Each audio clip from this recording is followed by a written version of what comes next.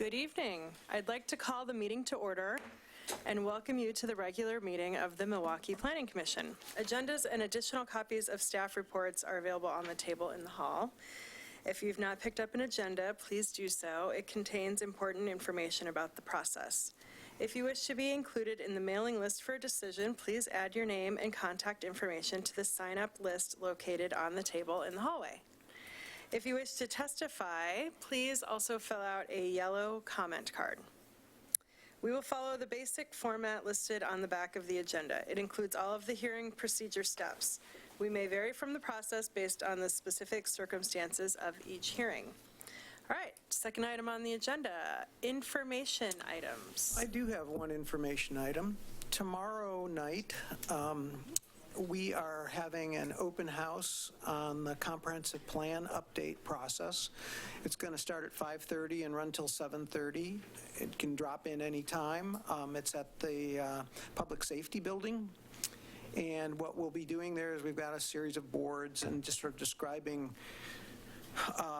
where we've gone so far in the process and what to expect here in the future as we move toward opening up a public hearing on the set of policies that are proposed for adoption.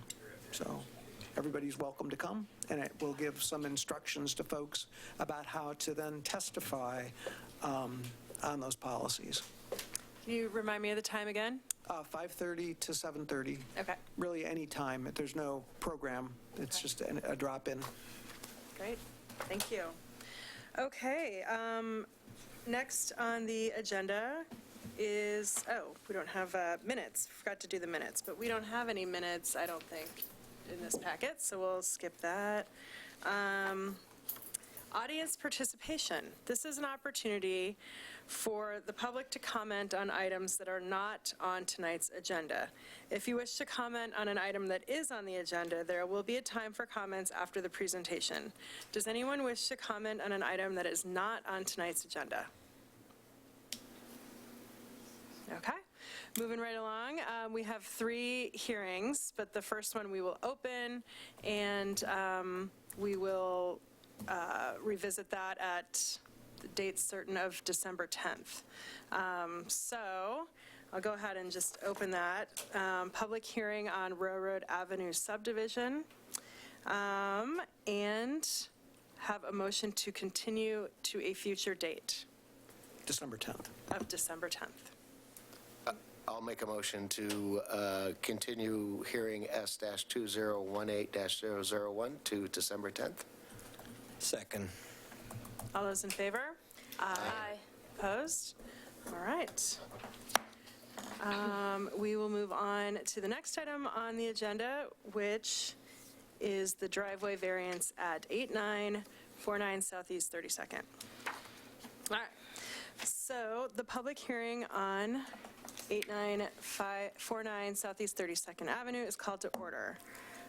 The purpose of this hearing is to consider application number VR-2019-009. The purpose of the application is to request a variance on property located at 8949 Southeast 32nd Avenue. I've said that address like 16 times already, so we all know where it is. The applicant has the burden of proving that the application is consistent with the City of Milwaukee's zoning, subdivision ordinance, comprehensive plan, and any applicable municipal code provision. The applicant has the burden of proving that the proposal conforms with all of the city's applicable criteria. I now ask staff to cite the zoning ordinance sections where the criteria can be found. Mass Municipal Code, or Milwaukee Municipal Code, Chapter 12, Section 16, Access Management, Section 19301, Low Density Residential Zones, Section 19600, Off-Street Parking and Loading, Subsection 19.910.1, Accessory Dwelling Units, Section 19.911, Variances, and Section 19.1006, Type 3 Review. Thank you. All testimony and evidence must be directed toward the applicable substantive criteria. Failure to address a criterion or raise an issue with sufficient detail to allow the Planning Commission an adequate opportunity to respond to each issue precludes appeal to the City Council based on that issue. Failure to raise a constitutional or other issues related to the proposed conditions of approval with sufficient detail to allow a response precludes an action for damages in circuit court. Any party with standing may appeal the decision of the Planning Commission to the City Council. Persons with standing are those who submit written comments or testify in person or sign the Planning Commission attendance sign-up sheet in the hallway. All right, I will recognize those persons who have completed the testimony cards and given them to me. When you come to the podium, please state your name and address for the record so they may be entered into the minutes. If you are here to testify, please remember to confine your remarks to the application and the relevant criteria and to avoid repetition and irrelevant information. If any additional documents or evidence are provided by any party, the commission may, if requested, allow a continuance or leave the record open to allow the parties a reasonable opportunity to respond. Any such continuance or extension shall be subject to the limitations of the 120-day rule unless the continuance or extension is requested or agreed to by the applicant. Okay. Now, conflicts of interest and site visits. So does any member of the Planning Commission wish to abstain from this hearing? No. Does any member of the Planning Commission wish to declare an actual or potential conflict of interest? No.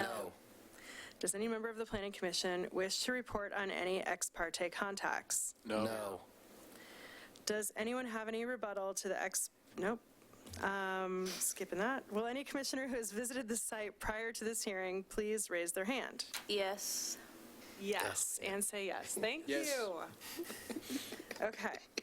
Did any of those commissioners who visited the site speak to anyone at the site or note anything different from what is indicated in the staff report for this application? No. Does any member of the audience wish to challenge the participation of any member of the Planning Commission? Do you wish to challenge the participation, or do you have public comment to make? Just got public comment. Okay, you can bring your card up here. Okay. And then we will go through the presentation by staff, and then we'll call you up for the hearing after that. Thank you. Okay. All right. Let's go ahead and proceed to the staff report presentation.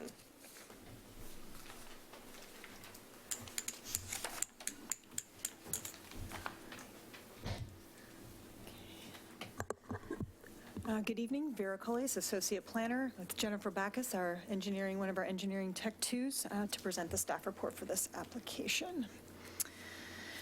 The subject property is located at 8949 Southeast 32nd Avenue. It's identified here with the red arrow. The site's approximately 6,900 square feet, and it was vacant until the single-family dwelling and accessory dwelling unit were recently constructed on the site. The surrounding area consists of predominantly detached single-family homes.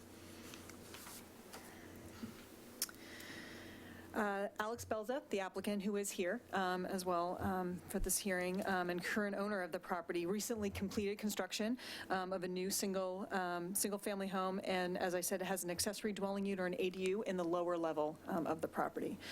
The reason for the land use applications before you are related to the constructed driveways. So I wanted to give you guys an idea of the terms we're going to be using.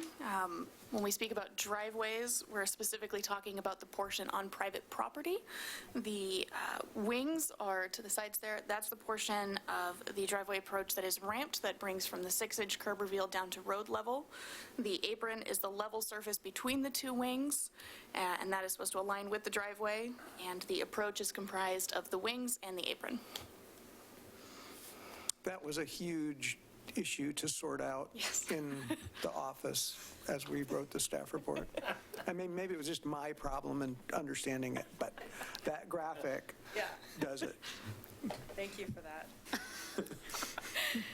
So the pre-existing driveway approach has an apron that is located about 4.5 feet away from the side property line, which is less than the required 7.5 feet. The driveways and the apron do not align as they are currently constructed, which requires the need to jump or hop over the curb to access either side of the driveway.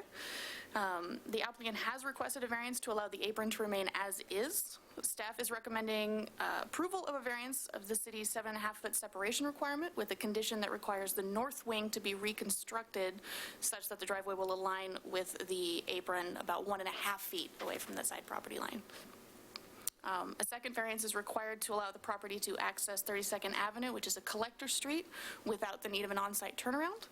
And a third variance is recommended by staff under option A, which we will get to allow the overall width of the driveway apron at the street to be 2.5 or 2.3 feet wider than the maximum 20-foot width allowed by city code. So the main issues that we have to deal with are the distance between the apron and the property line is less than 7.5 feet. The width of the driveway apron does not align with the width of the driveway itself, and no on-site turnaround is available for this collector street. Okay. So again, these are the three variances that are required as part of the application. Title 12, Section 16 requires, again, that the nearest edge of the driveway apron has to be at least 7.5 feet from the side property line. The applicant had proposed that the existing apron remain unchanged with a distance of 4.5 feet. As proposed by staff, approval of the variance should include a condition to align the apron with the actual driveway, which would reduce that distance to 1.5 feet. As constructed, again, as Jennifer explained, the two driveways on the site have a combined width of the 22.3 feet. City code requires the aprons to be no wider than 20 feet, and that's when it's within a distance of 5 feet from the property line. Staff has proposed this third variance that was not part of the original application, but to allow that 22.3 foot wide apron at the front property line. That would allow the constructed driveway to remain as is, but it would require the driveway approach wing to be reconstructed so that they align. That's the option A that we'll get to. There are two options for how to address that issue. And finally, Title 19.607 requires that properties take access from streets other than local streets, so on a collector, which is 32nd Avenue, that they provide a turnaround so that you don't have a backing movement into the street. The property does not have a turnaround. That requirement was inadvertently not identified during the building permit review process, so that's why we're including it as part of this package of variances.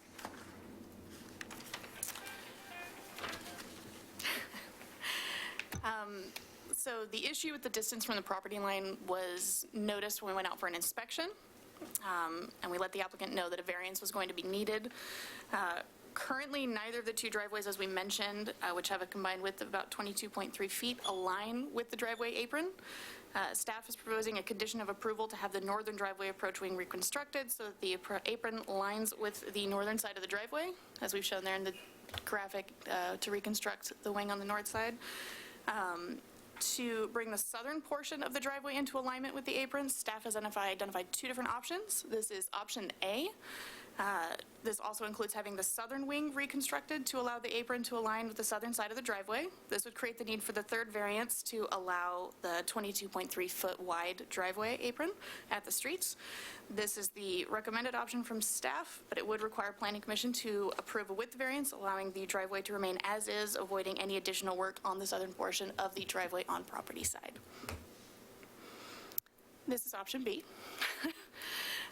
To meet the code, a portion of the southern section of the new driveway would need to be modified. This meets our driveway widening limitations.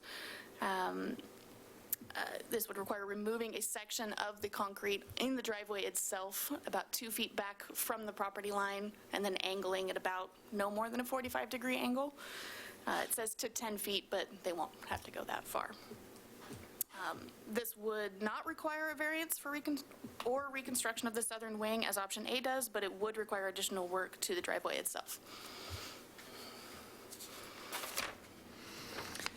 So the key issue that staff identified when going through the application was, does approval of the variances result in any negative impacts? So the driveway apron spacing standard, the purpose of that standard is to prevent a lot of sort of vertical, changes between driveways. Adjacent driveways can cause clear vision problems, and it can cause conflict between pedestrians, bicyclists, cars, when those driveway curb cuts, for lack of a better term, are too close together. The driveway serving the adjacent property to the north of this property has its driveway on the north. So there's more than 40 feet in between these driveway aprons and approaches. So there is not an identified negative impact. There's plenty of space in between. We don't run into those slope issues that we would normally if the driveways were too close together. So that 7.5 feet, 1.5 feet, there is not a negative impact to that standard by allowing for that variance to proceed. Regarding the access to a collector street, so collector streets typically have moderate traffic volume and higher speeds. That's part of the issue for wanting to have that turnaround. However, in this case, 32nd Avenue is part of a school zone, and it has a posted speed limit of 25 miles an hour, which is a local or neighborhood street speed limit. So this section and in this general area of the subject property functions as a neighborhood or a local street. It's not posted as a speed limit for a collector street, and virtually all the other properties and other houses that are within this vicinity do not have turnarounds either. So it's not inconsistent with what's happening around, and again, that slow posted speed reduces any risk or problems with having a backing motion going onto the street because it's functioning like any other local or neighborhood street. And finally, the apron width variance, and again, that was something that we suggested or recommended because it maintains the driveway at the width that it is, and it avoids having to do the cut out in the driveway. Certainly, that's something that the applicant can choose not to do, but it seemed like a preferable option than having to cut that notch out of the driveway. That's standard for having that 20-foot is intended to provide adequate site access, minimize surface water runoff, reduce conflicts between pedestrians and vehicles by kind of keeping that to a narrower width. But we're 2.3 feet wider, than the 20 feet the way it is. At this point, again, we have not identified any negative impacts to allowing that variance to go a bit wider. It will provide a driveway that's aligned properly with the apron. It doesn't result in vehicles being able to jump the curb or cross over the curb or drive over an unpaved notch in the driveway, because that, unless that notch, if that were selected by the applicant, we would want something to be either planted or something to happen in there, because otherwise that notch just functions as a driveway. It's just something that can be driven over. The minimal additional width does accommodate that second driveway for the accessory dwelling unit, and that second space is for the ADU. Our code does require a second parking space for accessory dwelling units, so that's why that second driveway was constructed there. So again, approval of the option A would include a condition requiring the reconstruction of that southern wing so that the apron aligns with the edge of the driveway. But again, we've not identified any negative impacts that would result from the approval of the variance package. Okay. The approval criteria for variance requests, we've seen these before. Alternatives analysis of impacts and benefits. Are the variances reasonable and appropriate? And again, do they avoid or minimize impacts, have desirable benefits, or respond to the existing environment? And back to the mitigating impacts to the extent practicable. We don't see that alternatives would result in any benefits. Certainly, alternatives to the variances would require complete reconstruction of the driveways, removal of a driveway. The turnaround is, I'll just say, virtually impossible to accommodate on the property. The house meets the front yard setback. It's not located in such a way as to be able to accommodate the turnaround. But again, staff has not identified any impacts that would result from the approval of the variances, and the recommended conditions address that issue of jumping the curb with a vehicle and result in driveways that do in fact align with the aprons as required. So staff's recommendations are to approve the requested variances. First is the variance to allow the 1.5-foot apron spacing from the north side, approve the variance to allow the vehicles to back onto 32nd without the on-site turnaround, and the recommended variance to approve the variance to allow an apron width of the 22.3 feet. The alternative is to have the applicant would need to cut out that notch in the driveway, which would negate the need for that third variance. We also recommend adopting the findings and the conditions of approval that were included with your packet, and approve the conditions that require the driveway approach wings to be reconstructed. So for our conditions of approval here, the first condition is to reconstruct the northern wing to align with the driveway, and the second condition of approval is only required if Planning Commission decides to move forward with option A. The applicant has expressed interest in not reconstructing either wing and leaving the approach as it currently is. This would negate the need for staff to recommend the third variance, but would still require a variance to 19607(1)E to allow the driveway to not be aligned with the apron of the driveway approach. Leaving the approach as is may cause a safety concern for vehicles entering or exiting the driveway, as they will need to hop the curb. Timid drivers or lower vehicles may have difficulties with this, as it causes them to slow down or to suddenly stop on 32nd, which is not ideal. It could also cause additional stress to the curb and wings of the approach, which could increase the risk of fracture, thus shortening the lifespan of the concrete. Neither condition of approval is required if Planning Commission does decide to move forward with that and not require the apron to align with the driveway. So the commission has some options. Can approve the application with the recommended findings and conditions of approval. You could approve the application with modifications to those findings or conditions of approval. We need to finalize those in the record this evening.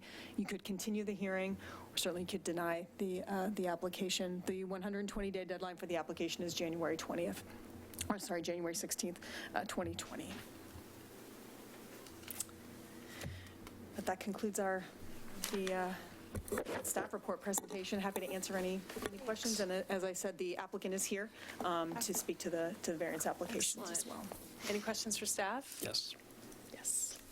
With respect to the north wing reconstruction, does that, within the 1.5 feet, does that allow for an ADA compliant grade? Yes, that would be a requirement of that. It would still have to maintain a cross slope of less than 2%, and the maximum ramp slope would probably, actually, it's a pretty small slope there, so it has to just be under 7.5, I think is what we require everything to be set at. So it'll be well within that.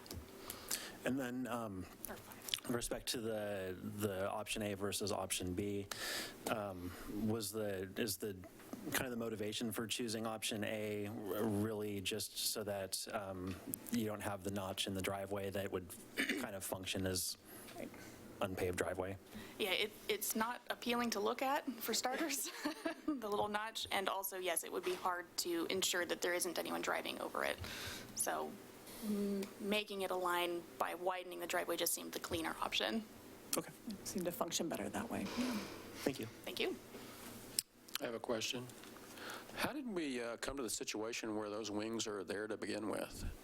Did those wings exist before the building was constructed? The northern wing, pardon me, the driveway cutout initially before construction started was 4.5 feet away from the side property line. So there already was an existing driveway there, or cutout for the curb. And so they just built right off of that. I'm not sure I understand why the wings are there. Slope. Because you're going from sidewalk that's about 6 inches above road grade, and then for driveways to be able to be accessed from the road, you need to have the sidewalk to come down so the car can drive over that portion, but allowing pedestrians, especially those with ADA needs, to be able to safely access going lower like that and then coming back up. Well, I mean, were these wings built in conjunction with the residence construction? Your question relates to the fact that it was a vacant lot, right? Yeah. And why is there a driveway? Why are there wings there? No. How did this get past a certain point where this got constructed? We missed it. It got missed on a couple different stages, unfortunately, and it was when we were out there actually looking for the inspection of forms, that's when we noticed we had an issue. Okay. But on the original plan, set of plans, they had the ADU access and they had the driveway access. Did they have a 22.3? And somebody said, no, your driveway can only be 20 feet? The math in the original plans didn't come out to 22.3 as far as the actual apron went, so we were looking at that, and the apron was well within the lines. What we didn't notice was the distance from the property line initially. The driveway itself was wider than the apron, and we didn't notice that in the plans as well.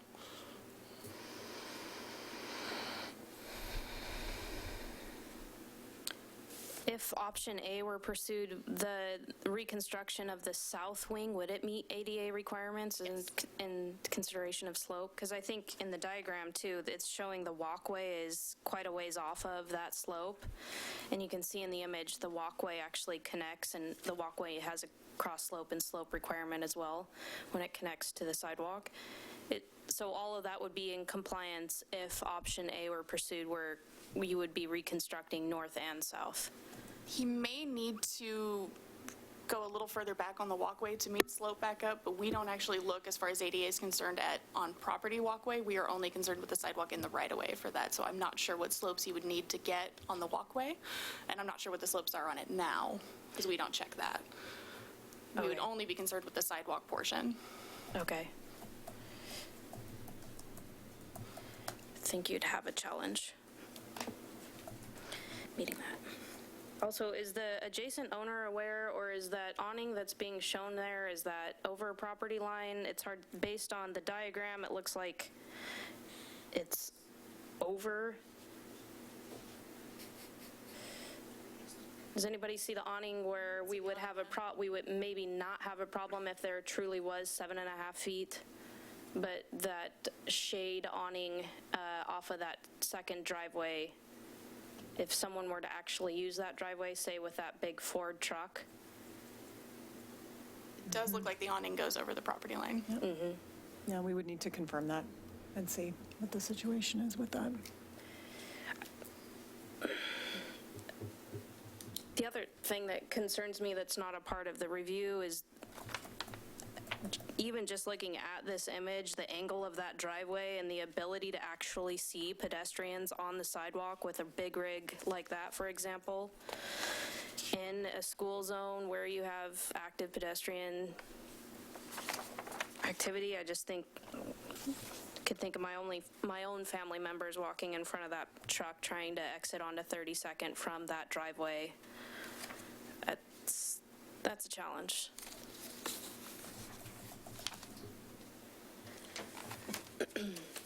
So that wasn't a question, that was a statement.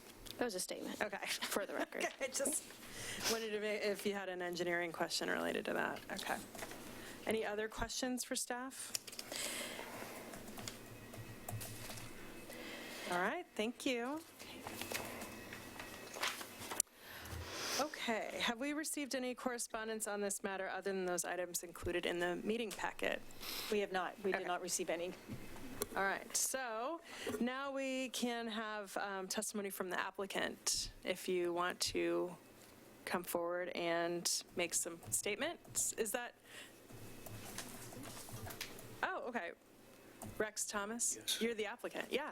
Yes. Okay. No, so you, I'm sorry. This I'm is not the applicant. Oh, okay, I'm sorry, The yeah. applicant. All right, so we're going to take comments from the applicant. okay. Yep, and then the public. So the applicant is Alex Belza, sorry.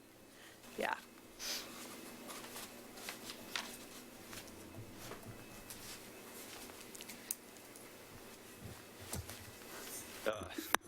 This is the first time I'm here for a hearing, so Okay. I really don't know what to say, what Well, not to say, but So here's what you say first, your name and address. And then you can tell us about the property, okay. okay? My name is Alex Bilza. This is a property where I built for myself, for my family. The address is 8949 Southeast 32nd Avenue. I started construction about a year and a half ago, and it was an ongoing thing for me. And when we started to build approach, or the pouring the sidewalks and approach, and when we call out the inspection, and we noticed that there was an issue, but things were moving really fast, and the contractor that was pouring the concrete was had to pour, and really quickly. And we ended up where we're at right now with the sidewalks and the approach. But willing to fix whatever is necessary and get the best out of it. Okay. Does anyone have any questions for Alex? Do you have a preference between staff's option A or option B for the south approach, or for the south apron? South wing, sorry, let me use the right terminology there. I think the option A would be a preference for me. It's going to save some work and the money. Yeah. Okay. I have another question. Alex, would you rather not have Alex option A or B? Would you just rather have it like it is? That would be the preferred option, but again, I'm willing to work with and get it so it's within the reasonable. Yeah. Thank you. Okay. Thank you very much. Okay.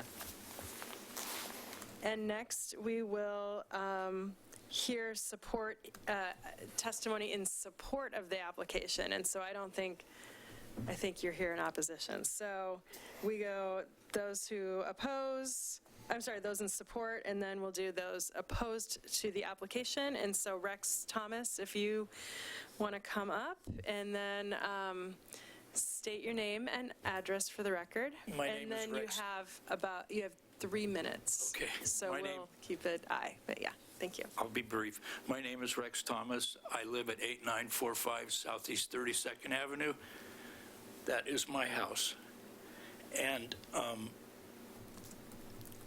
I don't know how it got so close to my house, the driveway approach, the north wing. But if you park a car in that driveway and it's anywhere near my house, there's not enough room to get out the door of the car. You can touch my house.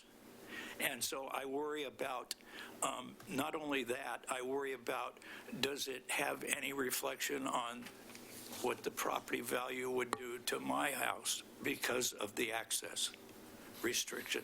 You said something about 7.5 feet, and what we're dealing with here is much, much less than 7.5 feet. I want to be a good neighbor. I just don't know. I got more questions than answers. Well, so what happens is we take the testimony and then we have a chance to talk about it. So we'll deliberate ourselves. And, but if I think if you have questions, staff can answer them as well. If you have some specific questions that the engineering staff can provide answers to, in terms of the value of your property, I don't think that anyone will be able to answer Okay. that type of a question. I don't have any engineering questions. Okay. I don't have the expertise to even ask the question. Yeah. Okay. Well, does anyone have any questions for Rex? Yeah, I was just going to say, procedurally, we can't make him remove the driveway. Okay. And so the question that we're faced with is, does he need to reconstruct the north wing to align with the driveway that's there or not? And the same thing on the south side. I understand. And so procedurally, that's the question before us, and neither of those really affords us the opportunity to do anything about how close the driveway is to your house or what other impacts that might have. Really? So, it's really the approval criteria that we're looking at are narrowly focused on, do we require him to reconstruct the north and or south wings? Oh. So, Vera wanted to weigh in on If that. I could, I just wanted to Yes. clarify that the 7.5 feet relates to the wing, what's happening in the public right-of-way. A driveway can be right up to the property line. So the code does not preclude a driveway being as close to your house as you were pointing out. The 7.5 feet spacing is specific to the driveway approach and the wing, what's happening in the sidewalk. But the driveway itself can be right up to the property line. So if it were, it could be designed that way where it's 7.5 feet away and then turn over next to the property line and follow that property line. So there's nothing in our code that prevents one from doing that. What our code primarily addresses is that place right where the intersection with the street. So the closeness to my house has no bearing?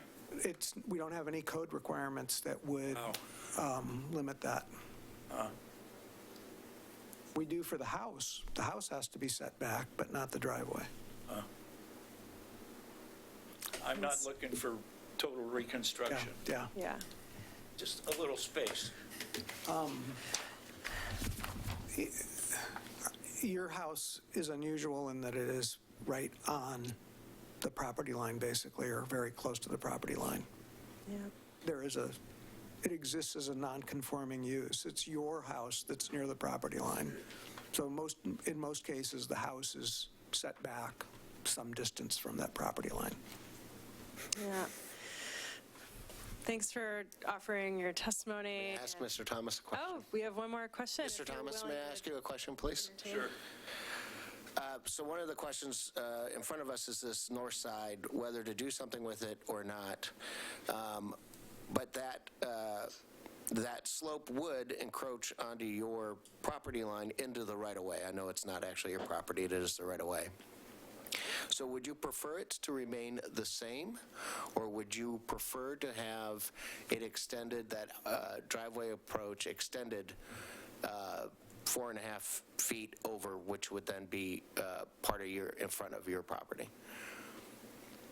Can Are we talking Could you about step to the image? The maybe? sidewalk Yeah. approach? Commissioner Hunt, yeah. Just don't say any words because we can't hear what you're saying when you stand over there.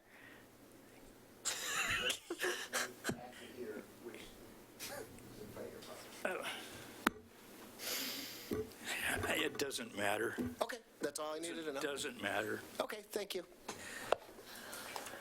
Okay, so Teresa Campbell, come on up and state your name and address for the record, please. Campbell, 8925 Southeast 32nd Avenue. I'm actually Rex's other neighbor on the other side. You're going to want Can to you pull pull that the- microphone there you towards you. go. There you go. Sorry. So my biggest worry was how far it goes back, and like Rex was saying, it actually, you can't even open the door for the passenger. And my worry is for his foundation, being so close. Could you get a little closer to the mic? Yep, being so close to the driveway, being so close to Rex's home and the foundation with continued use back and forth, I worry for his basement. And it's an older home. He was born and raised in that home, and, concrete through the years can crack. And that's my biggest worry. The sidewalk, I don't care one way or another, but my worry is for Rex's home and for the future of his home. And it just seems odd that was that choice to make it so close. And Alex has done a great job. The home is beautiful. So I don't want to do anything about that, but Okay, anyway, that's my worry for Rex. okay. So, Any questions? No. Okay, thank you. yeah. All right, so does any member of the Planning Commission have any questions regarding testimony to this point? No. No? Okay. Does the applicant have any rebuttal or additional comments in response to the testimony? No. Okay. If not, I will close the public testimony portion of this hearing. The public testimony portion on file, where are we at? VR-2019-009 is now closed. Gavel again. Is the commission ready for discussion? Yes. Yes. Anyone? Sure. Staff and the applicant both prefer option A as far as the south apron is concerned, and I think that, ultimately, I think that it is important to have the driveway aligned with the approach. It just, the wear and tear that you're going to have on the curb just makes it worthwhile, I think, to do that. And it's, totally, I think they've addressed all, as best we can. We've, mitigated everything according to the criteria. So seems pretty easy for me. My preferable option is not to make the applicant do anything, but I do realize that the wear and tear on that curb, eventually, in 10 years, he's going to have to do something. So we might as well fix the problem now. I don't see this as the applicant's fault that this is this way, and that's why I said that my preference is not to make him do anything, but the reality is that curb is going to get destroyed over time, and so he's got to, he's going to fix it one way or another. And unfortunately, one of the options is that you can't ask the government to fix their mistake. So I guess then we just put it on the property owners to do it. So I am with you then with the option A myself. I don't think it's uncommon for things to be caught in the field like this. And to my understanding, the concrete was not poured yet. And when an inspector's in the field and catches something, it happens all the time, where plans review does not catch something, they're still held to that, whatever that might be, that requirement. So unfortunately, it wasn't caught earlier.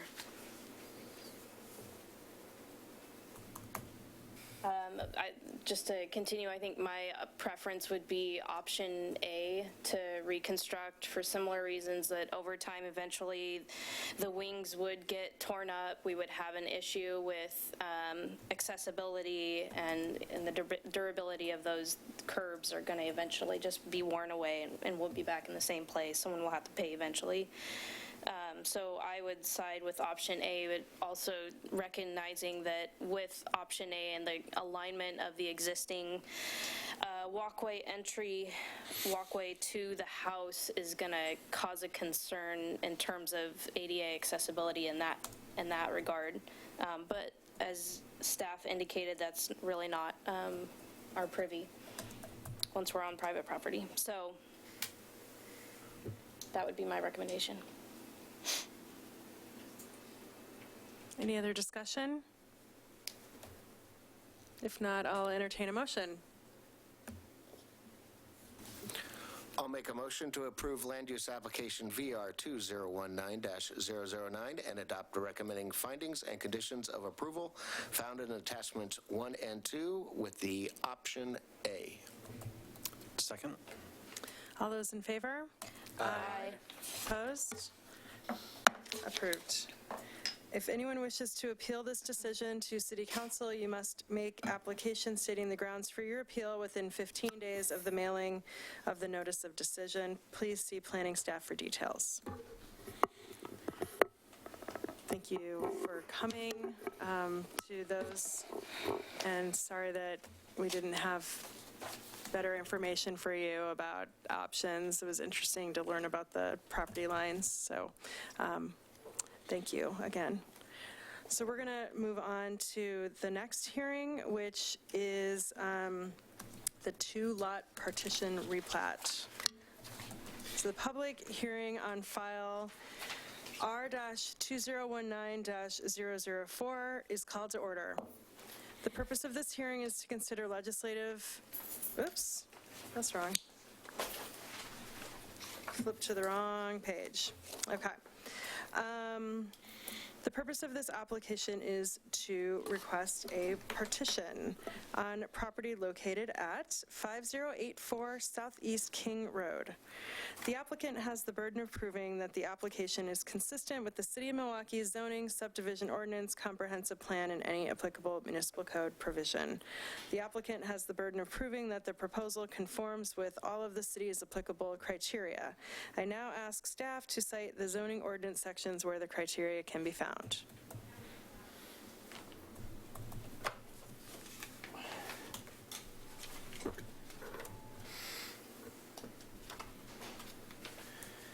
All right. right, the applicable criteria are essentially Milwaukee Municipal Code Title 17, Land Division, including the several chapters that are referenced, Chapter 1712, Application Procedure and Approval Criteria, Chapter 17.16, Application Requirements and Procedures, Chapter 17.20, Preliminary Plat, Chapter 17.28, Design Standards, Chapter 17.32, Improvements, and then from the Zoning Code, Section 19.301, Low-Density Residential Zones, including the R5, Chapter 19.600, Off-Street Parking and Loading, Chapter 19.700, Public Facility Improvements, Section 19.911, Variances, Section 19.1006, Type 3 Review, and Chapter 19.1200, Solar Access Protection.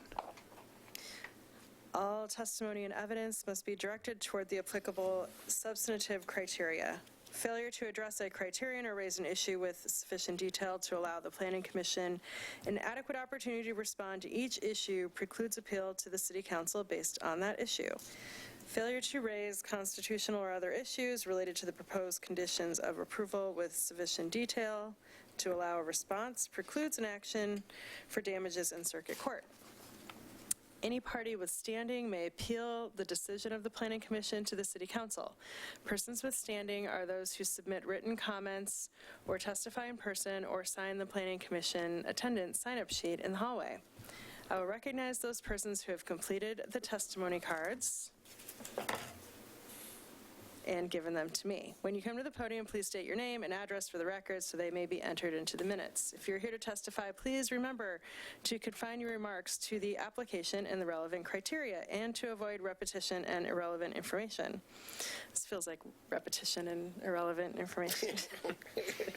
If additional documents or evidence are provided by any party, the commission may, if requested, allow a continuance or leave the record open to allow the parties a reasonable opportunity to respond. Any such continuance or extension shall be the subject to the limitations of the 120-day rule unless the continuance or extension is requested or agreed to by the applicant. Phew. All right. Conflicts of interest and site visits. You guys ready for this? All right. You guys awake? Okay. Does any member of the Planning Commission wish to abstain from this hearing? No. Does any member of the Planning Commission wish to declare an actual or potential conflict of interest? No. No. Does any member of the Planning Commission wish to report on any ex parte contacts? No. No. Yes. This was briefly discussed with the Linwood NDA, and I had a very short, brief discussion with the Linwood NDA land use chair, suggesting on how she can reply to any particular comment that comes up. It wasn't just this one, but it happened to be this one that she asked the question on procedural matter. Okay. Does anyone have any rebuttal to the ex parte contacts declared by the commissioner? Okay. Will any commissioner who has visited the site prior to this hearing please raise their hand and say yes? Yes. Yes. Did any of those commissioners who visited the site speak to anyone at the site or note anything different from what is indicated in the staff report for this application? No. Does any member of the audience wish to challenge the participation of any member of the Planning Commission? Does any member of the audience wish to challenge the jurisdiction of the Planning Commission to hear this matter? Let's proceed to the staff report presentation. I do have to say all of that every time, right? Yep. Every bit of it. Okay. You can't. I have to establish the record for each hearing. Yeah. I thought so. All right, well, nicely done. Madam Chair, Commissioners, good evening.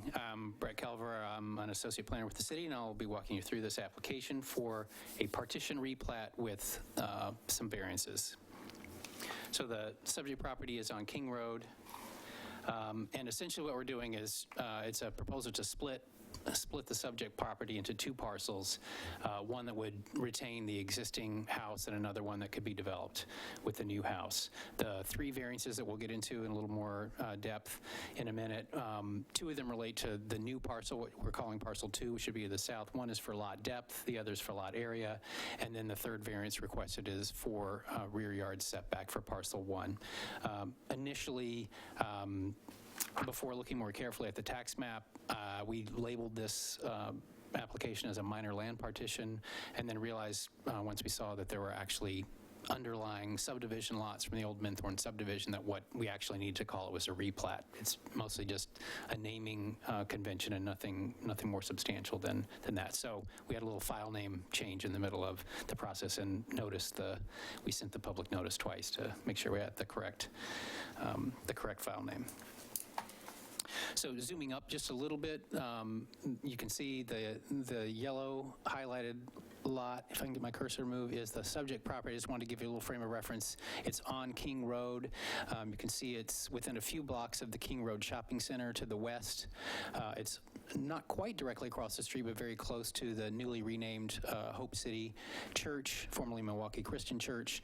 Just a little farther to the east is the Royalton Place Assisted Living Facility, and it's right. The property is right on the corner of the recently platted Mission Park subdivision. It wasn't part of the subdivision, but it's right on the edge of it. With respect to zoning, the site is zoned residential R5. Most of the surrounding area is also R5, although you can see there are a couple pockets of R7. But in general, it is a residentially zoned area, though because of the arterial, that is King Road, there are actually a few within some of the existing houses or structures up and down King Road. Some of them have been converted to offices or whatnot, especially as you get farther west and closer to the King Road Shopping Center. So the site itself is developed with an existing single-family house. There's a parking area in the front. There's parking behind. There are a couple of carport structures, a shed, and then other landscaping areas. But the primary access for the site is off of King Road. And the house, existing house, is occupied by the applicant owners. They live there and they operate an adult care home out of the facility as well. Our code refers to that as a, quote, residential home, which can be a little confusing because you'd normally think a home is residential, but residential home is the code's phrase for kind of like an assisted living facility. Just a couple shots of, to refresh your memory and experience of views. This is looking at the house from King Road and kind of angling toward to see the newly built 51st Avenue. The site does have two driveways from King Road, which is not generally what we like to see on properties, especially with so little frontage relatively onto an arterial street. And we'll talk a little bit more about what's part of the proposal there. These are views kind of more from 51st, so kind of the top left image is showing you kind of that southeast corner of the property. This is where the new parcel 2, would actually take access, so it would take access onto the local street, 51st. And then the view to the lower right-hand corner is kind of looking from one of the lots in the subdivision. It's looking at the southern boundary of the property. And then just a couple shots here to kind of show the front parking area, kind of on the right-hand photo that's showing the easternmost driveway. That's one that, in discussions with the applicant and kind of talking about the overall proposal, the applicants agreed to close that driveway to improve safety at the intersection. And also, a significant portion of some of this front parking area will be returned to landscaping. And I'll talk just a little bit about that as well.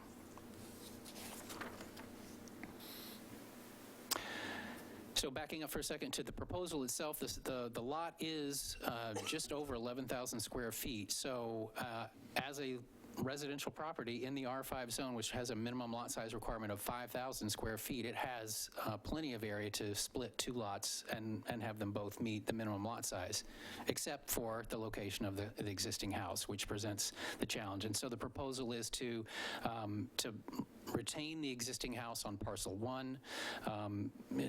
The applicant has kind of looked at options and suggested where the boundary would be between parcels 1 and 2 to provide some setback for the rear of the existing house. and has proposed to eliminate some of the parking in the front yard, which does kind of exceed a couple of our code standards, and has requested that variance for the rear yard setback. Parcel 2 would be under the 5,000 square foot minimum lot size at approximately 4,300 square feet. The applicant's proposal is to develop a new house there that they would actually live in. They can tell you a little bit more about that detail if you have questions, but they have been occupying, as I understand, the basement of the adult care home, and they're interested in moving into an actual house. So they would still be there for the operation of the adjacent care home, but living in a new house there. The variances for parcel 2 are for lot depth, and this is just a function of kind of the dimensions of the lot. It's only about 75 feet deep if you're looking at it from 51st. And then, as we'll talk about a little bit too, the decision about where to put the line between the two parcels results in the undersized area of 4,300 square feet. So just to recap some of the improvements that are being proposed, one is to close the eastern driveway onto King Road, which will improve, as I mentioned, safety. It'll present one less conflict onto an arterial. Another improvement will be to recover some of the existing asphalt in front to landscaping while still retaining a turnaround area, because that is very important. We want to make sure there's space on parcel 1 for cars to not have to back into King Road. And then, obviously, for being able to develop parcel 2, there'd be removal of the existing carports, the shed, and there's a kind of a deck cover that's just behind the house on parcel 1. All those features would be removed for development of parcel 2. The variance requests, so there are 3 of them. The first one for lot depth actually falls into the category of a type 2 variance. Type 2 variances are a little bit more mathematically set up, so they are based on certain percentages. If you're only 25% under a setback or going only 10% over lot coverage figure, that kind of thing, you can fall into the type 2 category. It's all being packaged here in this hearing for you, but if you looked at the findings, you'll see that we did present separate findings for the type 2 variance. The approval criteria just a little bit different, and one way I think about this is the main question usually for a type 2 variance, obviously there's still public notice and neighbors have an opportunity to comment on that, but usually what we're looking at is trying to figure out if there are particular things that need to be done to mitigate any impacts. So the idea is you should be able to get that kind of variance, but are there special things that need to be done to mitigate it? The other 2 variances are both fall into the type 3 category, so they aren't in those mathematical ranges for the type 2 variance. The reduction of the lot area of parcel 2 from 5,000 to 4,300 square feet, and then the reduction of the setback for parcel 1, the rear yard, from 20 to 10 feet. That does exceed what would be allowed for a type 2 variance. So that's the universe of variance requests. And kind of as was presented in the findings, and I guess a quick summary of the type 2 variance for lot depth. I mean, staff is recommending approval of this. There's, especially given some of the other conditions that we're recommending, losing 5 feet of depth, but still retaining the minimum required setbacks for front and rear, will not present any impacts to any of the surrounding properties there. With respect to the type 3 variances for lot area and the rear yard setback, the applicant addressed the economic hardship criteria, and I think essentially the existing conditions on the subject property, that is the location of the existing house, does present some constraints and challenges that make it reasonable, we thought, to try to draw the line the best place possible to find a balance between having some rear yard setback for parcel 1 while getting parcel 2 up to kind of as high a figure for lot area as possible. And our assessment is that the applicant has done that 10-foot rear yard setback in the 4,300 square foot lot area does strike a good balance that doesn't leave the applicant with the only option for achieving minimum density on their lot to build a duplex, to either tear down the existing house and build it in a new location and partition that way, or to try to add on somehow to this existing facility.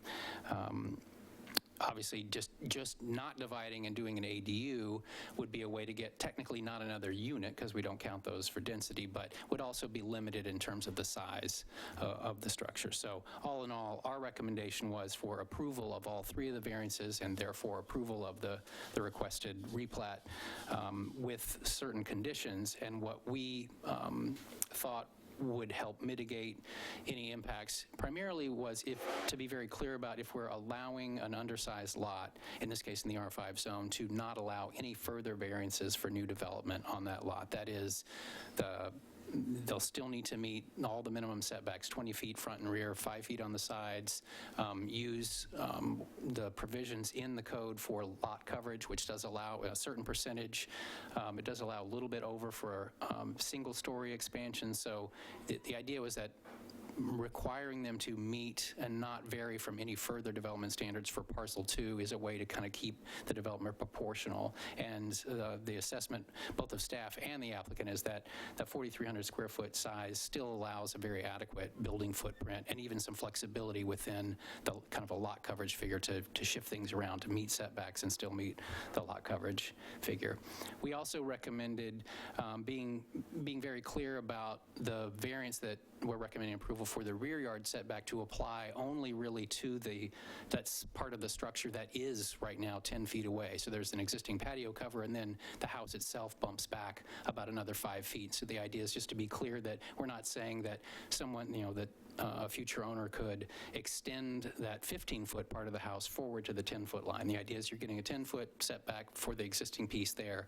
You're sticking with 15 feet for the rest of it. So the idea is to kind of freeze the footprint there, and to make it clear that if they wanted to, for example, someone wanted to build a second story on that house and try to keep the line, they could do that if they go through the variance process and meet variance criteria for that. So for parcel 1, there would be opportunity for a variance if they wanted to make some change. They just have to go through that process. And then to address one of the questions that was brought up by a comment from the Hector Campbell neighborhood about concern about privacy, especially with respect to the rear yard setback, our recommendation was to just require that there be some kind of a screen, a side obscuring screen, whether it's a fence or landscaping that's at least 6 feet tall, to just try to help. I mean, neighbors don't have to do that when they're building a new house, but in this case, because of the variance, our recommendation was to establish a condition that does require some kind of screening. So you can debate that and decide whether you think that's appropriate. One note I would make is about one of the conditions we recommended, condition 3B. I want to suggest adding just a little bit of language to clarify, and this is as much as anything to make sure we're clear about timing. One of the things that will need to happen before approval of the final plat is for the applicant to follow through on the proposal to close the driveway. And what we wanted to do is just make it clear that that is also the time that the landscaping change needs to happen.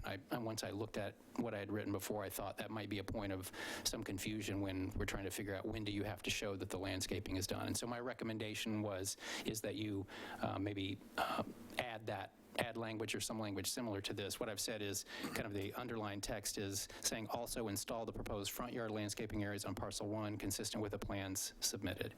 So that's a recommendation. And I guess I hadn't talked with Denny about this before, or Justin, and I guess for you as well, I want to just be clear about something that the applicant has mentioned to me, is that what they've proposed with, if I can go back just quickly to, this is as good as any, I think.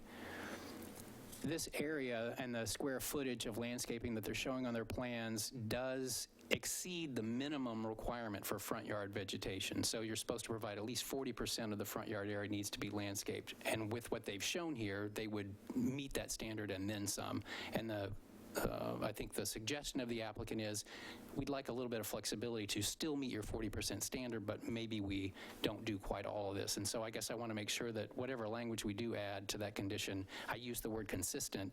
I guess I want to be clear that I wasn't intending to wed them exactly to this plan, as long as what they do end up doing in terms of a configuration for landscaping does meet the 40% minimum standard. And to preserve a turnaround in the front yard. So, with all that said, I think you have the standard slate of of options for decision-making with respect to the findings that have been presented, and I'll ask if you have any questions right now about the staff report of the findings or proposal. Questions for Brett? I have some questions. Would you go back to the overhead photograph of the structures on the existing? Like an aerial photograph? The aerial photograph, yeah, I think that's more descriptive. This? Yeah. Okay. So do you have a pointer, or can you point out what is being removed? Right. So this is a kind of a deck cover that would be removed. These carports would be removed, and this shed would be removed. And essentially, more or less, I think the boundary line between the two parcels would be roughly around here. Okay. And so up in the upper right-hand corner, that driveway is being closed? This is the driveway that would be closed, the one closest to the corner. And the existing paved surface will be, at least a portion of it, retained for the turnout. Is that correct? Correct, yeah. So with this remaining western driveway would be kind of contiguous with some kind of a turnaround area. I mean, I guess a person could park here as long as there's room here. This is left open for a turnaround, or I park here and can turn around here, so yes. So in your description, I heard you say toward the end of your presentation that as a condition of the approval, you would recommend screening. So is that a condition, or is that a recommendation? We're recommending a condition that requires screening. I'm not sure I understand the difference because a recommendation means one thing to me and a condition means another. Staff is recommending to you. We recommend all the conditions. So anything we're recommending as a condition would be things that are requirements. Understood. Thank you. Yeah, okay. So with the Mission Park subdivision, I know it's not relevant really to the specific application, but what are the lot sizes there? Are they all 5,000 square foot lots, or are they oversized? I believe they're over. I think most of them are over 5,000. I think maybe between 5,000 and 6,000.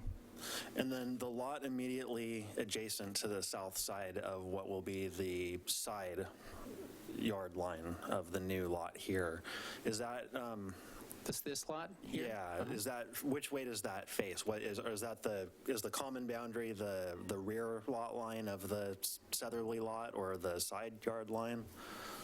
I don't know that that's been determined. I think that there are a couple of the lots in the subdivision that are on corners or situated in a way that a new house could be oriented in either direction, so they have kind of temporary address assignments both ways. So in this case, both 51st and, let me see if I can, doesn't show it quite as well. So this is the lot you're talking about. So both 51st and this continuation or extension of Llewellyn Street, they're both local streets. So in this case, I think someone could decide to access either one and orient the house either way.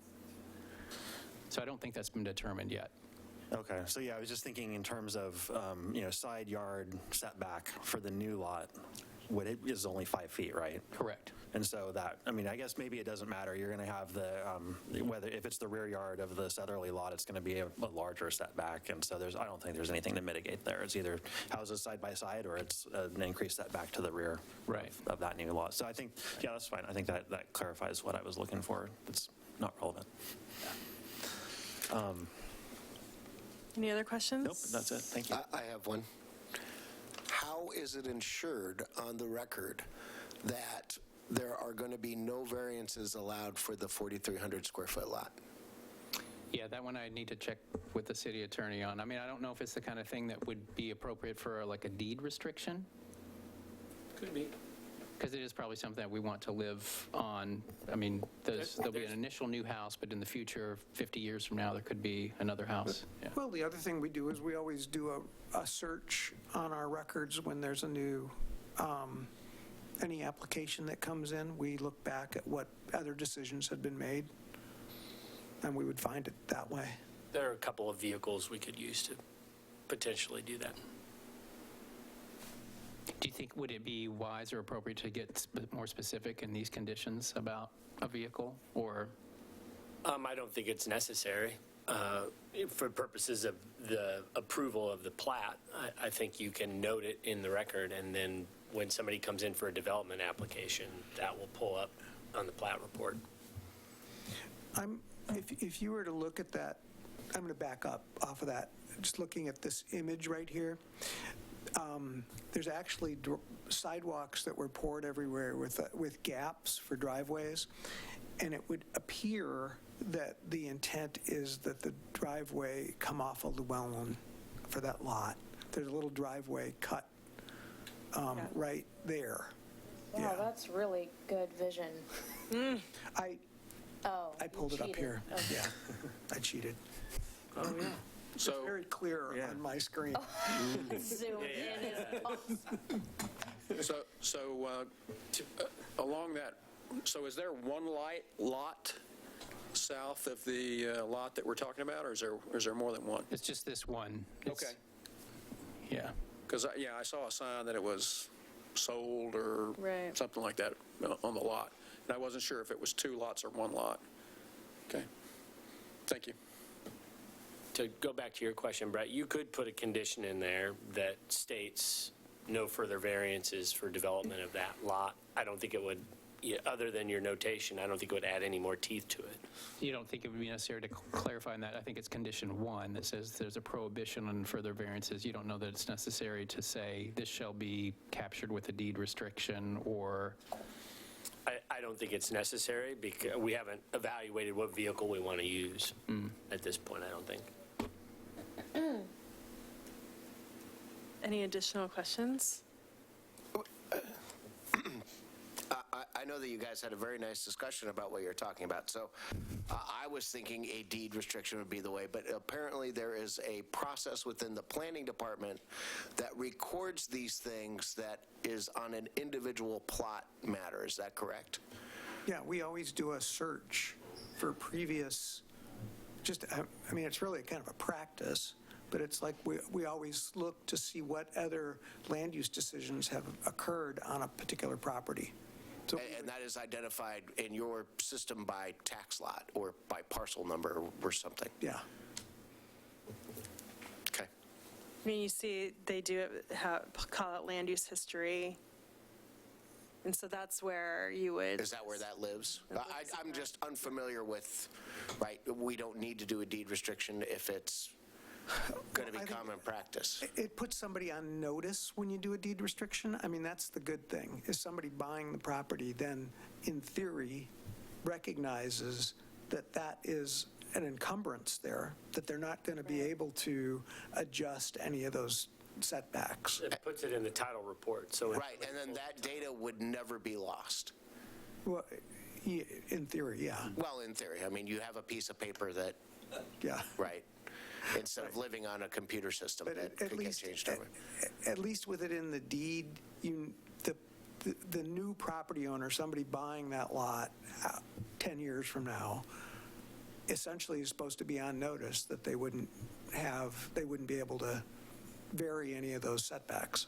Okay, and then does a deed restriction cost the person that's going to be doing the plotting money? Not very much, whatever the recording fee is. They got They do. Okay. One more question. Is there a reason not to do a deed restriction? Not that I can think of. No, I don't think so either. If that's the intent behind the creation of this lot, that it be so restricted, I don't think there's any reason to not do that. It encumbers the property in a way that is contemplated in the decision that created the lot. I guess I'm inclined to go with the flashing bumper sticker rather than the hidden legal disclaimer. Yeah. I think if we thought this through in that point, we would have highlighted that earlier. Well, and it's probably not a bad idea to, I think it's most critical for parcel 2, but there is also the restriction on parcel 1. And I wonder if maybe attaching like a deed restriction reference to this land use decision for both parcels would be a way to have both on notice as they That might be a good idea. transfer.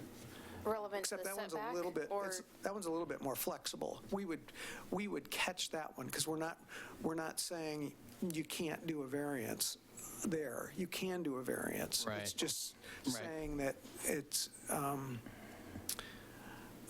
that the variance is not applied, that they're getting a variance, and we're basically saying that that variance isn't authorizing a 10-foot setback for the rest of the parcel. Here, I think that's less of an issue Yeah. than Okay. parcel 2. Parcel 2 is the one that's unusual. Right. So would it be sufficient to tag on to the end of condition 1 to say a deed restriction shall be recorded to this effect, or something like that? Okay. One more question, I guess, on the technicalities of a deed restriction. Say we record the deed restriction on parcel 2, 50 years go by, we have a nasty earthquake or fire or something wipes out both properties, someone buys them, wants to put the properties together, combine, lot consolidation. Does that eliminate the deed restriction so that they have the flexibility to do the variances again, or are we encumbering? I mean, it seems to me that if you did a lot consolidation, that it would eliminate the encumbrances on lot 2. And I just want to make sure that we're not messing that up procedurally if... Well, it depends, because there are other lots that might be developed around Lot 2 that benefit from that restriction. Are you saying that if someone were to just recombine them and go from having parcel 1 and parcel 2 to just one lot again? A replat. I mean, it's on an arterial, it's on a corner, you never know. Catastrophic things can occur. Somebody may choose, and whatever. I'm just saying, it's theoretically possible that someone comes in and wants to, do a lot consolidation. Does a deed restriction create an encumbrance on the results of that? You would end up doing a replat anyways, which then would eliminate parcel 1 and parcel 2 and create a whole new parcel, which then would eliminate any deed that followed on That's those what two I parcels. assume. I just wanted to clarify that. I think Right? that's probably true. I think so. That's We'll quite a let some fact future pattern. that we won't be here, so. That's quite a fact pattern, but merging those lots together would go through its own process, and I think it stands to reason that any deed restriction created as a result of splitting them would go away logically if they got merged back together through that process. logically. Interesting. So I have a question about, so this operates under assisted living, as it's not a home business? It's a residential home. Residential home. That Okay. I guess in this case also functions as a home occupation. I suppose you can have a residential home that you operate but don't live in. No, I don't think that's true. I think they're licensed by the state, and there has to be a resident. Someone living there. Okay, I don't think, it doesn't have to be the owner, right.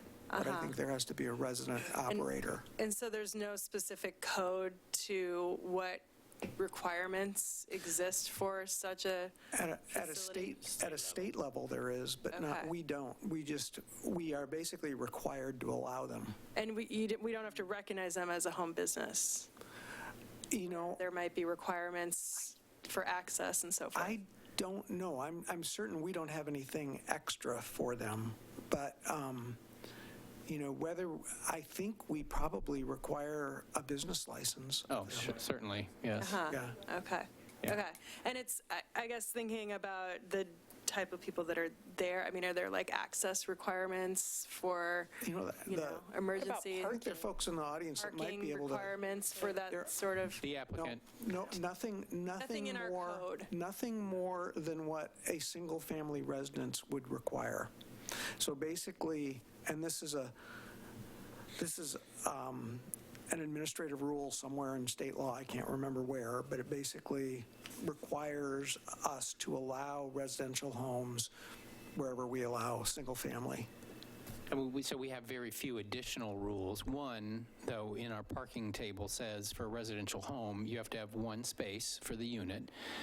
kind of, because it's considered a single housekeeping unit, plus one space for every employee on the largest shift. So there's a additional parking requirement related to the employment status, I guess, of the house. But beyond that. But in terms of the process to allow them, it's a fair housing question. So they're permitted outright. permitted. Yeah. Yeah. But so the parking for the staff, will anything change with the new configuration with the landscaping? And is that where staff are parking now? Again, the applicant can probably tell you a little bit more about the function of that. I mean, right now, technically, the site is, I guess it's probably fair to say that it's not technically over-parked, but I'd have to double-check the code, because I don't think there's a maximum requirement for a house, and this is basically like a house. There are some limits on how many parking spaces can be in the front yard, and how much of the front yard area can be committed to parking. But beyond that, you can have as many parking spaces that you can fit on your property, as long as you're not violating other principles, like a requirement for minimum vegetation, not exceeding lot coverage, if you're trying to put them in structures, that kind of thing. So the proposal to convert some of the existing parking to landscaping will reduce the number of parking spaces that are available on the site, but not below the number that's required by the code. Okay. So not required by the code, but so that means then the shift with the largest number of employees and how many parking spaces would then be required? That what we have from the applicant is a report that there's one single off-site employee right now. Okay. So the folks in this case, if you're living in the home and operating it, you're not considered an employee, I don't think. You're already having to provide one space for your house, and then if you have an outside employee or two, you need one space for however many of those you have. That can change over time. And again, maybe the applicant can speak a little bit to what their experience is about that. I would guess that you have a house that's a fixed size and probably some state limits on the number of people who can be in that house. And so it seems, again, logically or reasonably like you're probably not going to end up with 10, 20 employees because you only have 5 residents. Sure. And so, yeah. Yeah, interesting. Okay. Any other questions for staff? I got one. Did you look at, could you retrofit a duplex and get 5,000 square foot lots? I don't know if you can take a home and avoid the 4,300 square foot lot, but preserve the existing home by kind of retrofitting the existing home into a duplex, if that's something that's possible or had been considered? Well, I would guess that it's possible. In that case, you wouldn't be trying to create a separate lot. You'd just be working with the existing property, no need to partition it, and you're just adding on to the existing structure to make it a duplex. You'd need a total of 10,000 square feet, which you have. I mean, I'm not a construction expert. My simple assessment of it was, I'm sure it's physically possible to do that, but the question about, I guess, reasonableness, especially some of the limitations that would come with that, were that it seemed limiting, I guess, to leave that as the only option for minimum density to be achieved there. But could you add on to that house and create a second unit? Sure. I don't know how the cost of that would compare to the cost of just building a separate detached structure, but my sense is that it would be at least comparable, and maybe, I don't know, maybe you guys have some experience or opinion about that as well. The lot line is drawn 15.2 feet from the southernmost edge of the existing building on Plot 1. Is there a reason or a rhyme for that specifically? Because you could technically get the 5,000 square foot. Right, and actually it's, the line is even closer to the covered patio part. It's actually 10 feet away from the covered patio, and there's another 5 feet or so where the house bumps back. Right. I don't know the exact numbers, but I think you could probably, and again, the applicant could probably speak to this because I think they probably looked at this a little bit. You could push the line farther north and get more square footage. For every foot you're getting, it's a 75 foot deep lot, so 2 feet is 150. I mean, so I think you probably technically could get 5,000 square feet if you had a very, very minimal or almost no rear yard setback. Right. Yeah, 0. So I want to ask you about the ADU versus the house? Because, so I was doing, right, it's 15 feet on one side, 5 feet on the other side, 20 and 20, right, front and back? Isn't it 15 feet on one side? 5. Or is it, No, I think it's it's 5 and 5 on both? I'm in an R5. Yeah, we're not. Oh, and in R5, okay, all right. And the new parcel anyway, well, so we're talking about the existing lot. It is a corner lot, so there is a street side setback that's either 15 or 20 feet, I think. If we're just talking about Right. redeveloping the whole lot right now. Right. Well, let's just look at parcel 2, right? Right. Okay. Well, okay. Right. I want to make sure that there's a buildable area, and I want to try to compare it with, currently our rules state that an ADU can only be 800 square feet or less, correct? Correct. But those rules are about ready to change, and in fact, we're going to have a hearing on it here very shortly. Has there been any talk about what those rules are going to change to? The changes that are coming before you are very limited in scope. They're dealing with ADU ownership, like whether somebody has to own the property to have an ADU on their property, whether one of the units has to be owned by one of the residents, and off-street parking requirements. That's the only thing we're going to be talking. Okay, so that 800 square feet is kind of up into the air, and there's nothing that's coming. The size question is something that will come later when we talk about the greater range of housing-related issues. Okay, so that is a high variable item that cannot be relied upon. And Not okay, in the short all right. I guess that will answer it. Last question for me. If you could go to the slide that shows the criteria for the economic hardship.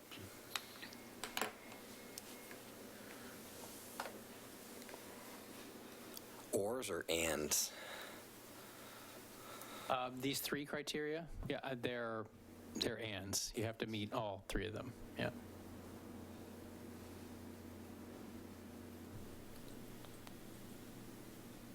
Thank you. All right. Thank you, Brett. I think we got all the clarifying questions. Have we received any correspondence on this matter other than those items included in the meeting packet? No. No. Okay. So applicant testimony.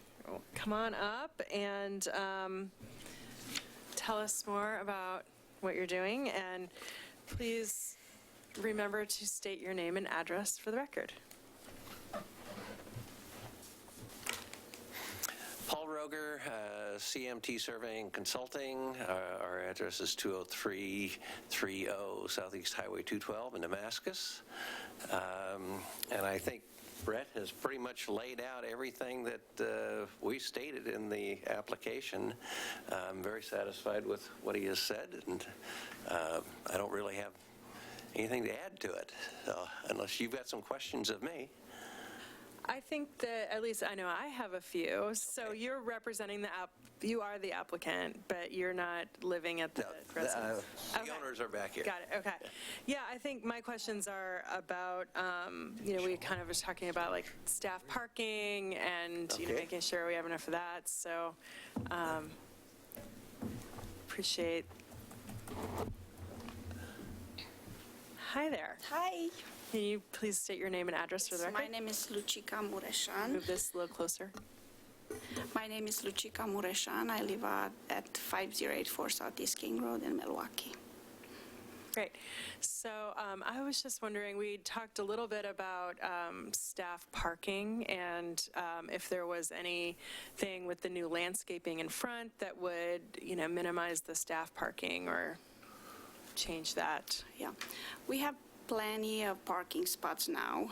By taking some away will still be enough because Yeah, we'll work with planning on exactly how we configure that parking and make sure that there's at least a turnaround to remain, maybe another parking space in that front yard. But like Brett said, that's limited to 3 parking spaces in the front yard, and we have to have 40% landscaping in the front yard. So we will make sure that we meet those standards. It probably not going to look exactly like it was shown there. Yeah. But we will make sure that we meet the percentage of landscaping and have the turnaround there. Okay, great. Well, so how many staff do you have? I have one. One now, okay. Yes, one caregiver. She doesn't live in the building because we don't have room, but we live downstairs. It's a semi-basement, and she will be more than happy to not pay rent and move in, and so we can be next door. Okay. So that's the plan. We've been doing this for 15 years, and it's not easy to live in a basement. Even if we create some nice space outside, but it's still dark. So we didn't know about this opportunity until the Mission Park started building, and we saw the street, and a friend of ours told us, why don't you go to the city and see, maybe you can build a house here, because we asked before, and they said no way. So when we went a couple of months ago, they said, yeah, it's doable. Let's start a process, and then we'll see how it's going to end up. So we consider like a blessing, I guess. It's exciting, very exciting. Yeah, Yes. okay. Does anyone else have any questions for the applicant? I have a question. So, how many residents can you have in the house? It's a maximum of 5 residents. 5? Yes. And so the caregiver, I'm assuming, correct me if I'm wrong, is required by the state to live in that housing unit, is that correct? She will if we move out, but now she doesn't. But is that a requirement by the state for you to have a license? We have a license, yes. We renew our license yearly, every year, Okay. yes. But the caregiver is required to live in that facility with the, The caregiver doesn't need to leave unless we are not there. It has to be a 24-hour care, so somebody has to be there. Right, understood. Yes, okay, you've answered my question, thank you. yes.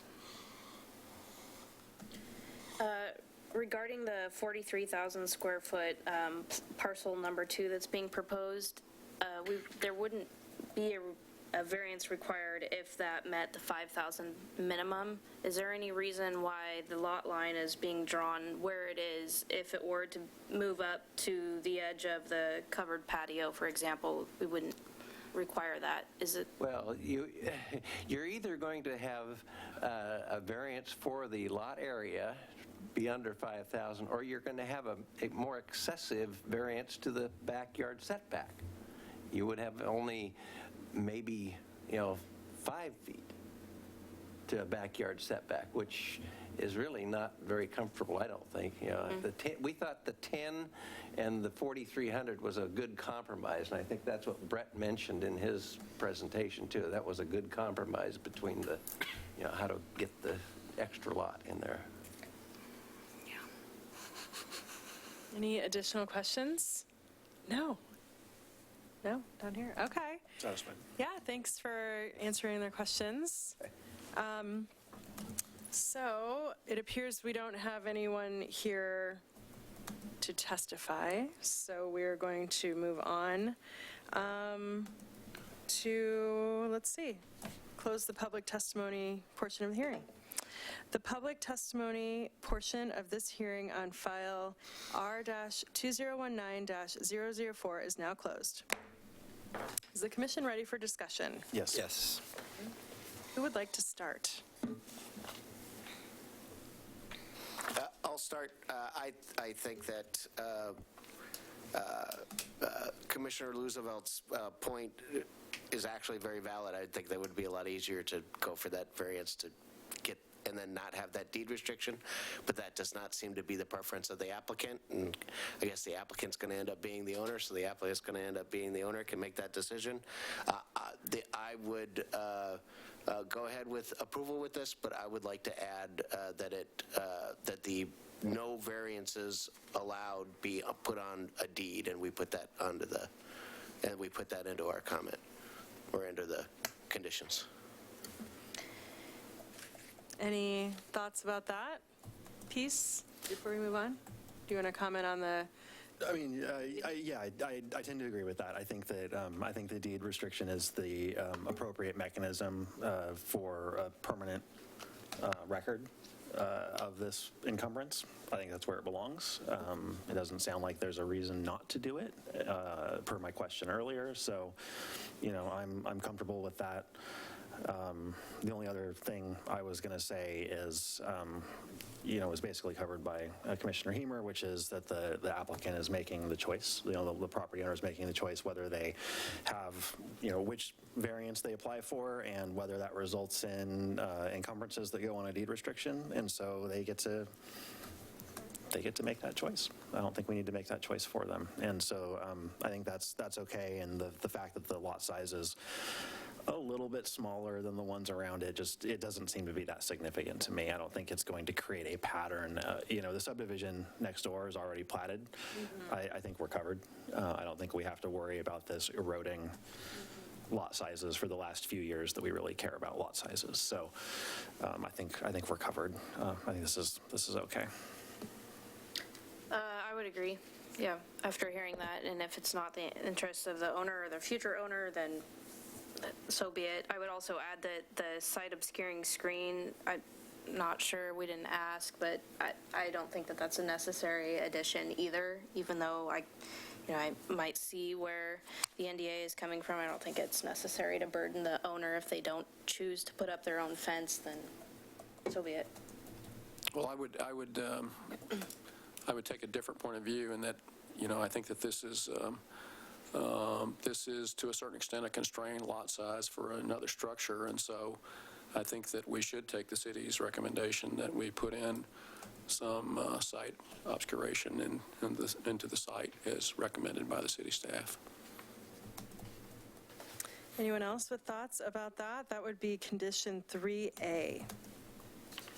So, Commissioner Lutzfeld, you're saying we should remove that condition? Correct. Okay. Mr. Massey is saying we shouldn't remove it. My suggestion would be is that there is a pattern of consistency that has always happened in these situations where we typically put in a screening, and that would be the normal action of the Planning Commission and actually the normal action of the staff. And so I would think that we'd have to come up with a really good abnormal reason why not to.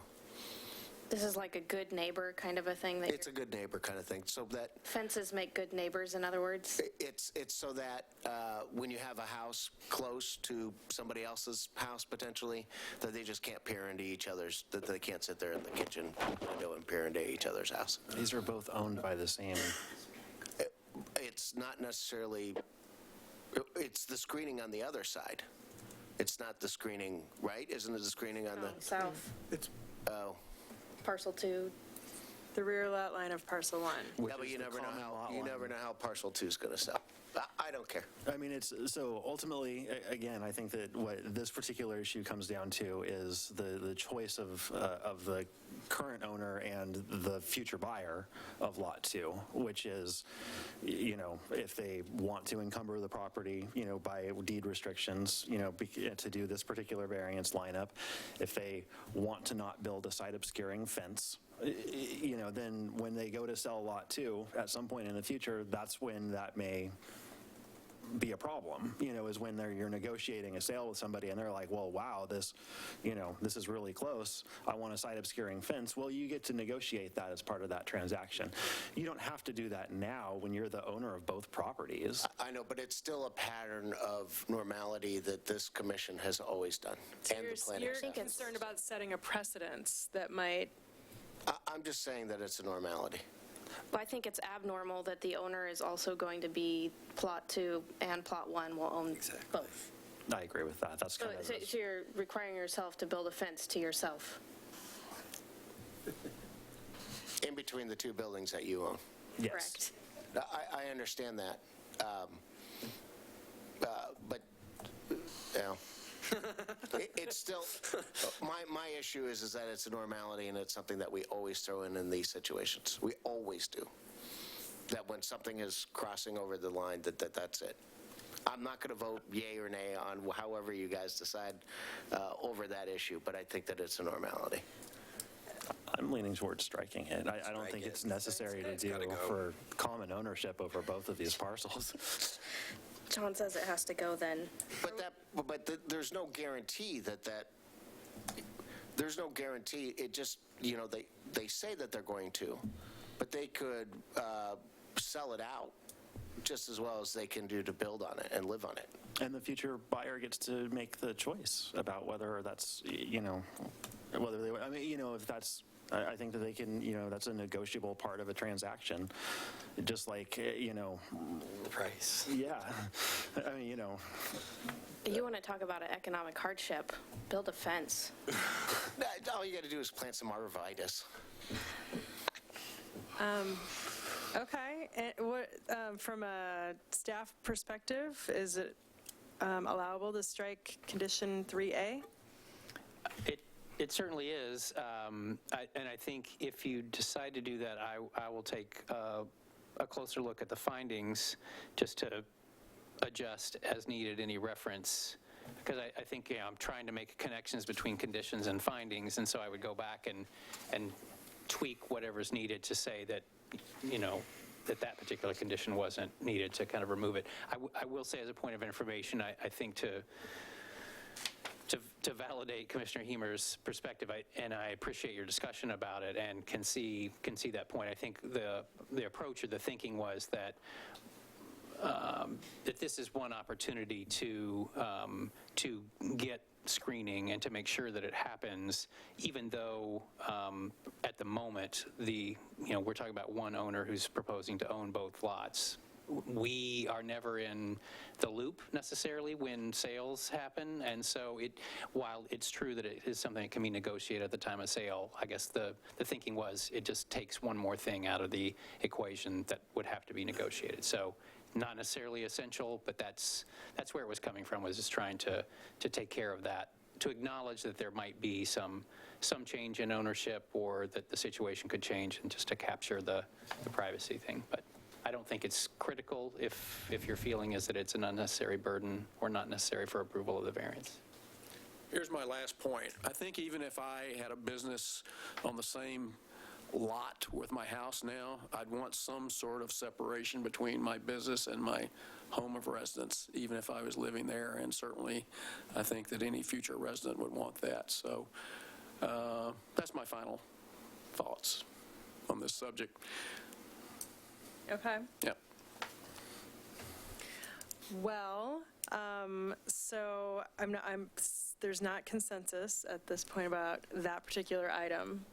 But is it going to change your vote? Are you feeling strongly about it that if it is removed, you'll vote against?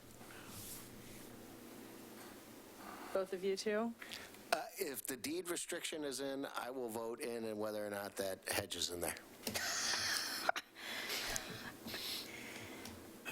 I agree. Okay. Okay. So it sounds like the conditions will be revised to include, under number 1, the addition of a deed restriction on the property. And then we are going to strike condition 3A, as I see it from this side of the table. Yeah, I mean, I think that makes sense. We'd have to revise finding, 9C, paragraph 3, to eliminate the reference to Oh, yeah. the sense of privacy for both lots. I acknowledge, the staff's reason for putting it in there. I think that makes sense. I just think that given the discretionary nature of the review and the circumstances for this specific application where the applicant is the owner of both parcels, that it's acceptable in this case. So I'd be striking that paragraph from the findings and then striking condition 3A. And then was there any other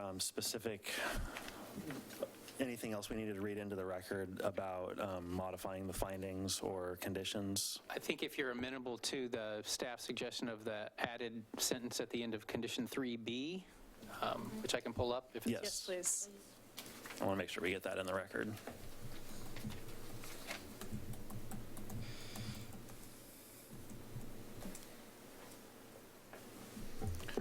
So it's the underlined text at the bottom. So the underlying text, the addition, this text would be appended to condition 3B. Also, install the proposed front yard landscaping areas on parcel 1 consistent with the plans submitted, meeting at least the minimum landscaping coverage standard. Yep. All right. Are we ready for a motion? Sure. I move that we approve application R-2019-004 with the findings and conditions of approval as amended in the record.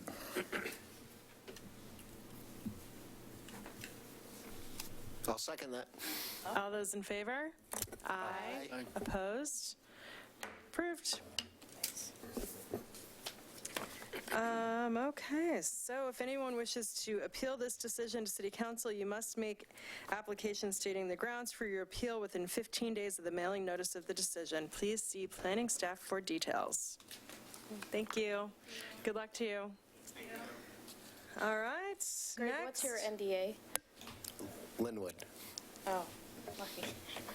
Someone's going to have to explain to David why we didn't agree with either one of his conditions. What was that? The letter that David had written from Oh, the hedges? NDA. Both conditions we. So we'll have to address that. We're going to move on from that. Okay? So next thing on the agenda is Planning Department, other business and updates. I've got 2 items I want to mention. We are expecting an appeal to be filed for the Elk Rock Island decision here in the next couple days. I'm not 100% certain what date that will go to council. It might be December 17th, which is the other item I wanted to talk about, which is the tentative date we have called out for the joint meeting between the Planning Commission and Council about the work program. After your discussion of work program at the last meeting, staff met with city manager, and we ended up deciding to shift some things around in that schedule that you discussed. That is yet to be finalized and sent out, but I watched some of your discussion. I need to watch the rest of it before I finish the work on that. So anyway, that's where we are. Chair Travis, along with that, I would like to let you know, because I know you watch the Planning Commission all the time, but we, as a Planning Commission, asked to amend the bylaws to have the land use chairs come and visit us once every 2 years, I believe. Wait, what? The NDA land use chairs come and sit with us, meet with them When did once that every 2 happen? years. That the last one that you missed. Wow, So I thought you would be excited about that. that's awesome. Okay. In my honor, you did that. Yeah, oh, That's great. absolutely. Okay. We call it the Travis rule. The Travis Amendment. Rule, yeah. If it gets written into our bylaws, I guess we haven't seen them yet to approve it, but We can do that, yeah. Oh, that's funny. I was actually going to bring that up. I feel like I'm the person with the, remember how Greg used to talk about the paper stuff? Now I'm the person who talks about the land use, NDA land use chairs every time. But I actually had a question about that. So does that have to be a public, it would have to be a public meeting if we were to have that? I was thinking, is there a way to do something like informal where we meet, at the beer store or something like that? I don't think we can do that. Can't do that. But Okay. make it, Good idea. we could make it way more informal than this. We could meet at PSB and meet around the, Okay. a table where everybody's sitting equally instead of in the Can change power the structure that you have here. Environment, but we can't change the type of meeting Right. necessarily. It has to be a Public meeting. And public meeting. unless there noticed. were only 3 of you meeting with them. Okay. But no, I think it's probably best to invite them to a larger group where we can all get at the same, around the same table and talk. Right. A formalized, Yeah. yeah. I mean, I was just thinking if it more of a social, I mean, since we haven't done it yet, Restrictions you know. against drinking at meetings? You have to do that before. It can be informal in structure, but it still has to be noticed as a public meeting. Okay. Thank you So- for clarifying that. Okay. Cool. All right. When's that Or happening? after, then? yeah. When's that happening? We have to wait for our bylaw. I think we have to vote on amending our bylaws first. No, we can try to, we'll write the bylaws, but we can try to schedule something in the early part of the year. You know, there's nothing that ties us, that's tying our hands as to when we do it. Yeah, I mean, I'd like to do it, you know, I mean, my chairwomanship is ending soon, so I'd like to do it before I lose my I'm not sure we chair can do that, status. but we'll try to get, Isn't that, what, is it when is, Every year we have to vote, but you could also be elected back in again. that's not possible. I think that's not in the bylaws, but anyway. well, let me see what we can do. I mean, we're heading into, you know, the holidays. We're not going to meet on December 24th. I mean, you guys can meet if you want, but there won't be any staff. At the beer store, there won't be an official notice.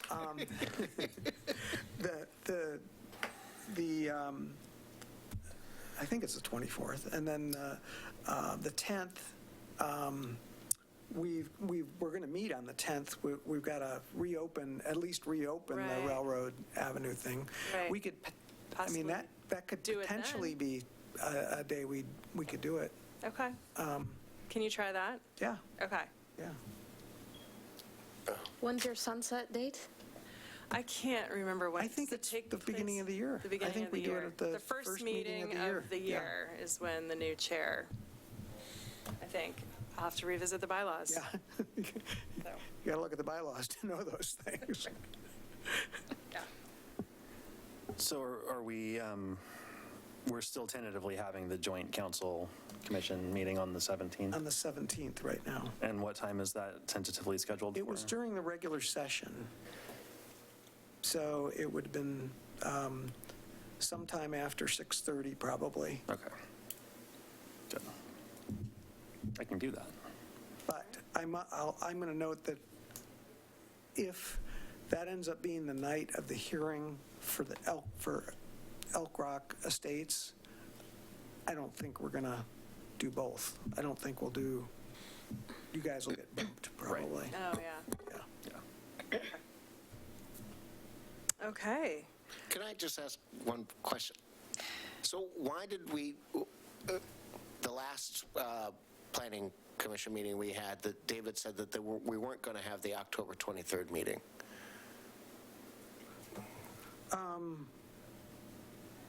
It is October 23rd. I understand that. He says that we weren't going to have the October 20th, that was getting put on hold. He was talking about the public hearings for the planning commission meetings, I think. No, because I was supposed to go to the Linwood NDA and hand out cards that talked about the October 23rd meeting, and he specifically said, don't mention it. No, he said not to mention the hearing. public testimonies, the public hearings for the CPAC with the planning commission and the city council. Yeah, we have pushed back the hearing, and it was going to be, I think, It was a bit November confusing. or Yeah. early December. We're now planning on opening The open house public is still hearings for the tomorrow comp night. plan in January. I understand that the open house is still tomorrow night. And That's why I didn't want me to hand these out, because it has all that right, information. it's got the wrong dates. Yeah. Well, if nobody shows up from Linwood, it's my fault. I apologize. For tomorrow? Yeah. Oh, well, email them tonight. And recycle that paper.